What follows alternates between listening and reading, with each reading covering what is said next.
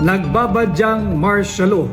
Ito ang naging usap-usapan ngayon matapos tanggalin si Vice President Inday Sara Duterte bilang bahagi ng National Security Council.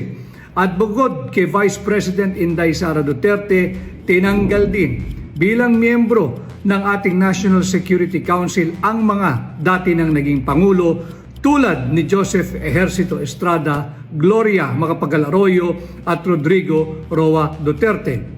Atin pong bantayan ang ating demokrasya, atin pong bantayan ang ating kalayaan. Let us help each other to uphold, protect, and defend our Constitution. Huwag na nating hayaang bumalik muli ang madilim na bahagi ng ating kasaysayan, dala nung PD 1081, yung tinatawag nating deklarasyon ng martial law. Ngayon naman, ang Executive Order 81 kung saan nareorganisa ang National Security Council.